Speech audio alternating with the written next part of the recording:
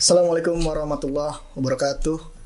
Balik lagi sama gue di podcast Jumpa Pikiran. Kali ini gue lagi bareng Aldo, the former Vice President Dema FITK 2019-2020. Sebelumnya tolong kenalin diri dulu dong. Ya, nama gue Muhammad Raja Rivaldo, dipanggil Aldo, seangkatan sama Haji. Gue di PBI 2016. Ya. Gimana kabarnya hari ini? Alhamdulillah baik. Lu gimana? Ya seperti sedia kala. Hujan terus ya BTW sore-sore ini. Ya akhirnya karena tadi hujan kita baru tag sore menjelang maghrib. Menjelang maghrib nih. Ya. Jadi hari ini kita mau ngebahas beberapa persoalan. Ya. Yang pertama, sesuai dengan request salah satu teman gua, kita akan membahas seluk-beluk tentang PBI. Oh, PBI. Prodi PBI. Prodi PBI boleh. Pendidikan Bahasa Inggris.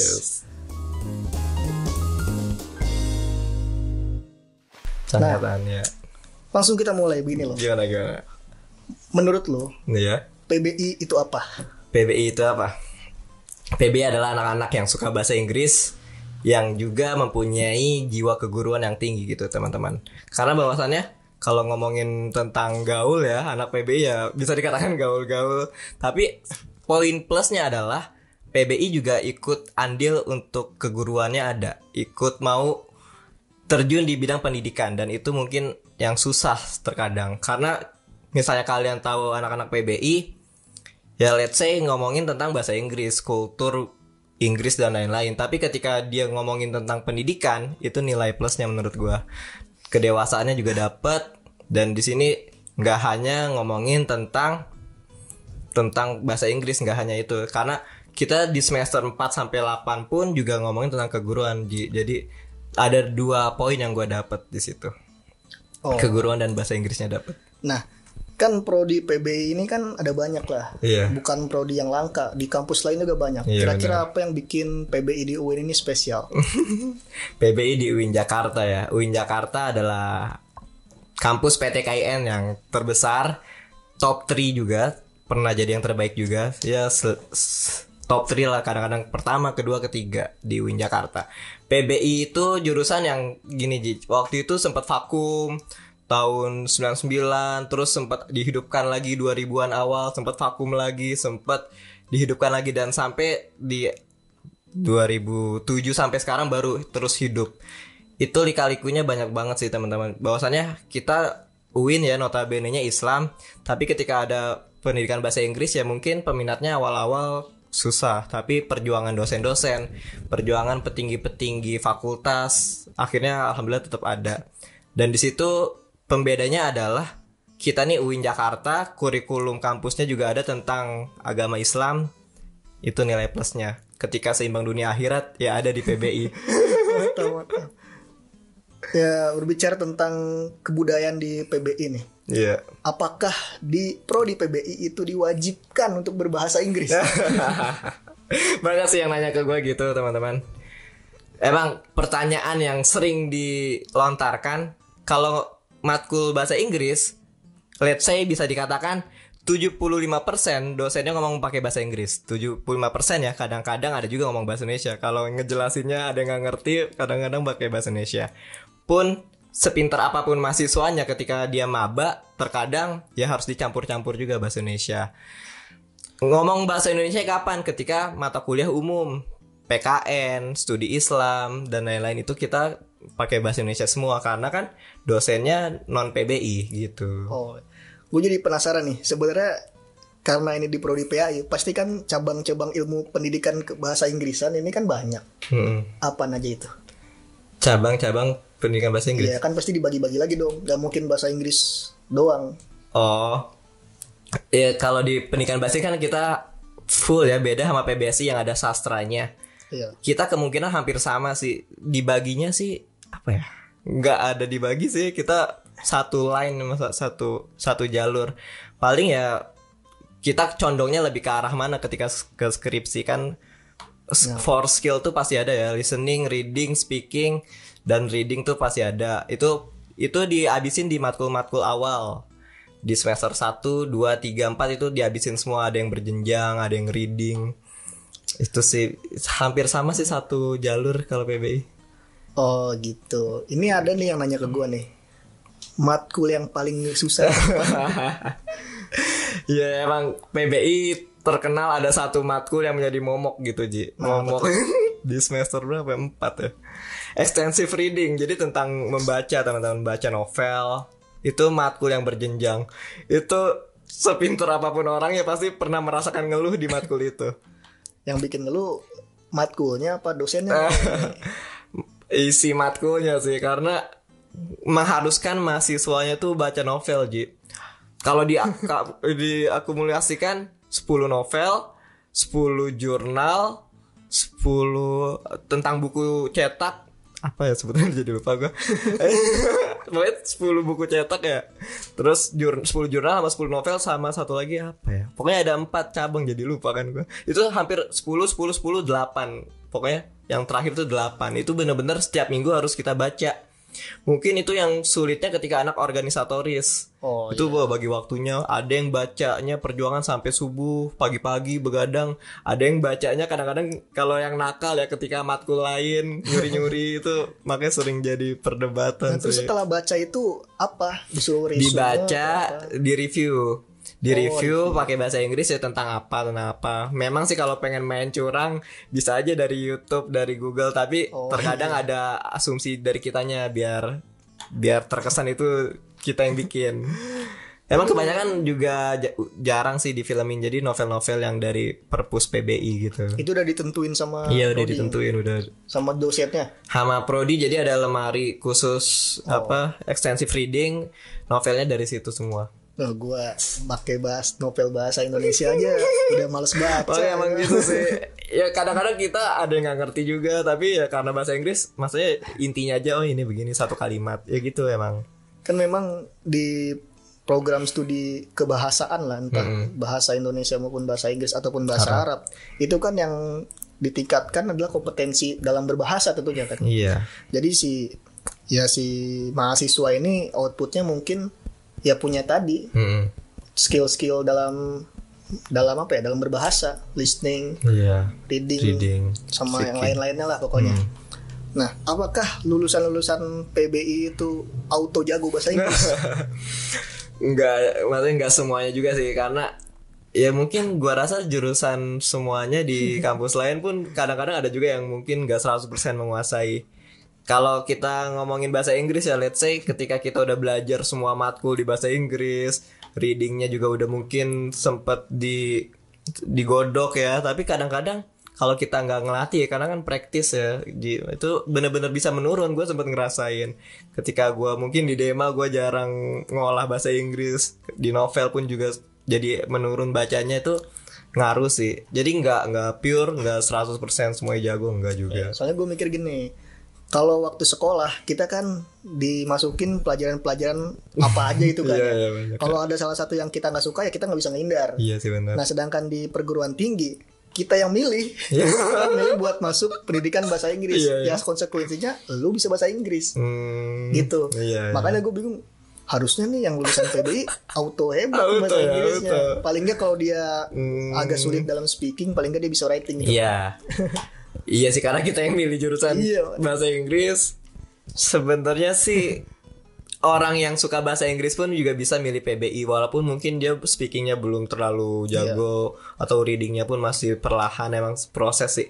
Karena ada juga yang dia mau masuk PBI demi melancarkan speakingnya. Sama halnya ketika kita ngomong, wah gue pengen ke Pare nih, ke kamu Inggris. Misal dia mungkin dari 0, mungkin dari 10% bisa bahasa Inggris, tapi ketika dia pengen milih, dia belajar. Ada juga yang kayak gitu di PBI.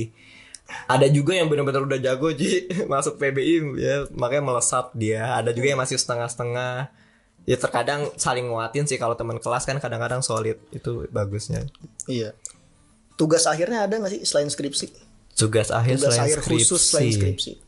Misalnya ada ujian komprehensif, ujian praktik, kayak gitu. Kompre ada, uji komprehensif. Nah, kompre dulu nih. Apa aja yang dikomprein?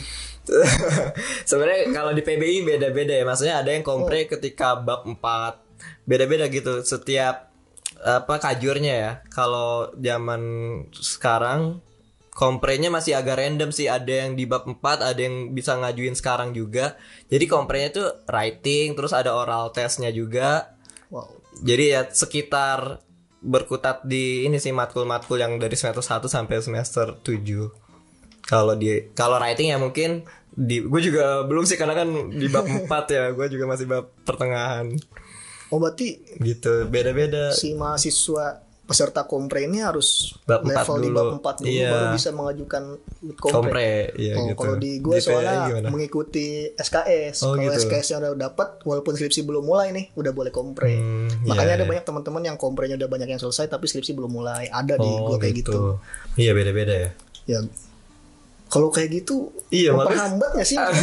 Tapi kan kemarin bab 4 ya, ada yang bab 4, tapi sekarang udah ada peraturan baru, udah boleh juga sih. Maksudnya udah ketika SKS-nya udah cukup, udah selesai semua bisa. Sebenarnya ngomong memperhambat atau enggak tergantung sih ya. Mungkin kalau dia orangnya agak panikan, kalau di bab 4 dia ketakutan mungkin bisa memperhambat. Karena kan anjir gue udah bab 4 tapi harus kompre.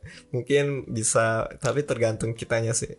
Ya sih, kalau Emang gue pribadi lumayan sih ya. gue lebih nyaman dibebasin ya. Dibebasin ya. Yang penting udah sesuai syarat. Apalagi nih kalau udah di bab 4 kan udah mau selesai nih skripsi nih. Iya. Apalagi juga bab 4 ini adalah bisa dibilang ya itu tinggal penulisan Iya hasil sih. dari penelitian lapangan. Misalnya Ngolah kalau di ya. lapangan penelitiannya Iya. ini tinggal diketik. Lagi ribet-ribetnya nih harusnya skripsi. walaupun udah mau selesai, cuma lagi ribet-ribetnya. Bener. Tapi harus Ngolah dibanding ya. sama kompre gitu. Kalau di PAI, teman-teman ini lebih fleksibel. Lebih Jadi fleksibel. selama SKS-nya udah mencapai minimal 104 berapa ya, lupa pokoknya. 146 kalau nggak salah, dia udah boleh ikut kompre. Kompre ya. Jadi nggak dipedulin tuh. Yang penting nilai dia- kompre itu ya salah satu syarat buat sidang skripsi. Oke. Gitu. Nah, bicara tentang skripsi, bener kan harus dalam berbahasa Inggris. Iya benar, dalam full bahasa Inggris. Ada batasan halaman nggak? Kalau sesuai buku buku UIN skripsi minimal 40-an ya, kalau waktu itu sempat baca minimal gitu. Tapi kalau di PDI ya ngikutin aturan UIN minimal, tapi jarang kan lampiran banyak. Berarti kalau skripsi dalam bahasa Inggris, medlit juga dalam bahasa Inggris nggak tuh? Medlit bahasa Inggris juga kan, yang matkul medlit ya. Iya. Iya bahasa Inggris sih. Oh, berarti teknis-teknis penulisannya, notasi ilmiahnya tuh udah diajarin gimana sih cara nulis Iya skripsi sih, dalam bahasa udah Inggris gitu diajarin. kan. Nah, tantangannya apa tuh? Tantangannya kadang-kadang apa ya? Emang sih kita harus mengakui bahasa Inggris bukan bahasa ibu kita ya, maksudnya. Iya. Bahasa kedua lah, second language di Indonesia. Beda halnya sama negara tetangga kita. Sama negara tetangga kita Malaysia pun yang notabene-nya masih Melayu, dia second language-nya udah bahasa Inggris karena mereka jajahan Inggris ya. Iya. Apa ya tantangannya? Terkadang bener sih ketika kita jarang mempraktekkan itu bisa menurun loh ke skill kita tuh. Iya. Tantangannya ya paling kita tetap apa ya di lingkungan yang ada bahasa Inggrisnya, entah itu di media, setidaknya bisa lebih dekat lagi dan itu bisa menambah di writingnya dan lain-lainnya sih. Iya, karena kan writing sama speaking itu pasti beda. Iya, beda banget. Kalau speaking mungkin kita bisa lebih percaya diri kalau Iya. udah terbiasa punya vocab yang banyak. Tapi kalau writing kan ada Iya, ada rumus-rumusnya. aturan-aturan yang memang etika-etikanya lah dalam menulisnya itu kan. Iya, grammarnya ada. Wih, mantep juga sih sebenarnya. Dulu di PAI sebenarnya boleh. Oh gitu, apa Di ya? PAI itu awalnya ya peraturan nulis skripsi itu boleh dalam bahasa Indonesia, Oh. boleh dalam bahasa Inggris, boleh dalam bahasa Arab. Wih. Bahasa Indonesia kalau nggak salah dulu tuh 80 halaman minimal. Oh. Bahasa asing Inggris atau Arab itu 60 halaman. Oh, gitu. Cuma dari apa yang gue alami kayaknya belum lihat gue anak PAI bikin pakai bahasa Inggris atau bahasa Arab. Arab itu. Oh, bahasa Arab pun juga belum ada, belum pernah lihat. Belum pernah lihat, nggak tahu udah ada atau enggaknya gitu. Selagi ada bahasa Indonesia. Tapi emang Iya sih. nulis skripsi bahasa Indonesia aja kan butuh Iya sih. keterampilan dong, Iya, butuh iya. cara-cara yang gak mudah juga. Tapi bukan berarti sulit. Iya, benar. Tinggal kitanya aja mau apa enggak. Iya sih, benar. Nah, kira-kira apa nggak sih kalau misalnya lulusan PB ini harus jadi guru? Harusnya dalam ini ya dalam tanda kutip Guru bahasa karena Inggris. gelarnya SPD. Jadi fokusnya harus bidang pendidikan, terutama bahasa Inggris. Ya, kalau kita berbicara linear gelar ya, banyak sih teman-teman. Yang penting intinya selagi dimanapun kita berada atau bekerja, keguruan harus tetap dipakai karena kita 4 tahun kuliah, ada yang 4 tahun ada yang lebih, setidaknya jangan sampai benar-benar dihilangkan karena identitas FITK ya keguruan. Pun mau jurusan apapun di 12 jurusan di FITK, setidaknya mau bekerja dimanapun setidaknya ada pengabdian di bidang guru. Memang kita nggak bisa menafikan ya Ji ya, banyak yang SPD kerja di bank, SPD kerja di mana-mana di kantoran pun malah ke ekonomi itu ya. Ini kayak di FEB itu deh. Kayak jokesnya anak IPB. Apa tuh? Jokesnya IPB itu lulusan IPB mau dari agrikultur mau dari mana ujungnya kerja di bank. Iya, IPB banyak ya. Itu kayak begitu di Bogor sih ramai tuh jokes kayak gitu. Tapi emang ada benernya sih. Yang penting kan gimana kita mampu berkontribusi. Iya. Kan? Iya. Iya memang sih yang gue perhatiin ya banyak juga yang guru, mungkin guru kisaran 55% lah kalau gue perhatiin. Tapi kalau guru 55% itu udah terlalu sedikit ya buat perbandingan. Karena ya menurut gue ya ketika gue kuliah 4 tahun di UIN sampai sekarang, maksudnya gue bandingin nih Ji, senior gue, oh lulus ini ada yang benar-benar guru, oh ini bukan, ini ada yang di tim editing malah. Editing. Jadi 55% lah kalau gue hitung-hitung ya, emang hampir setengahnya nggak ke guru sih. Tapi ketika ada yang ke guru pun ada yang benar-benar serius ngambil PPG, ngambil dan lain-lain demi apa profesional ya, itu bagus, harus kita apresiasi lah. Iyalah, ada lah porsi masing-masing kayak Kaget begitu. ya, Iya kan, itu ada yang bisik-bisik. Ada yang bisik. Banyak sih. Memang masalah pekerjaan itu kan tergantung orangnya, bukan tergantung gelarnya. Mau gelarnya apapun itu, kalau kita yang nggak mau kerja di situ ya nggak akan kerja. Iya sih, bener. Kalau di bidang pendidikan juga kan sebenarnya banyak. PBI nggak cuma jadi guru sekolah, ada jadi guru bimbel. Iya benar, banyak tadi. Itu kan banyak. Ya. Ada temen gua udah lama sih, dia lulusan PBI. Oh. Kerjanya jadi ini translator sekarang. Translator? Iya. Di mana tuh? Dia bikin film sendiri, translate gitu. yang disumpah apa sih namanya? Sword. Iya itulah pokoknya. Sword translator. Lumayan kan itu. Iya, lumayan. Iya. Punya legalitas lah. Oh dia udah punya, iya mahal itu. Tuh. Iya. Jadi nggak bisa main-main itu. Meski dia bukan guru, tapi kan masih ada nyambung masih nih. nyambung. Benar. Selagi ada bahasa Inggrisnya, selagi ada ya mungkin jiwa keguruannya bisa. Iya makanya bagus. Nah pertanyaan terakhir lah. Menurut lo, bagaimana masa depan dari PBI? Masa depan PBI? Kok jadi gue yang jawab ya? Iya nggak mungkin gini-gini aja. Tadi kan lu bilang bahasa Inggris second language ya. Bahasa Inggris second language. Kalau menurut gua belum jadi second language di kita.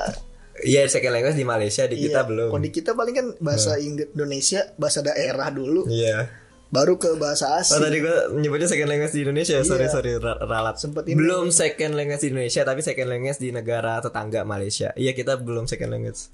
Ya sebenarnya kalau dipikir-pikir negara tetangga juga harusnya bahasa Inggris tuh nggak masuk ke second language lah, karena mereka juga punya bahasa daerah. Iya sih. Cuma karena keberagaman mereka nggak sebanyak kita, jadi kita jadi mereka nggak mengkategorisasikan bahasa daerah sebagai language gitu. Iya sih benar.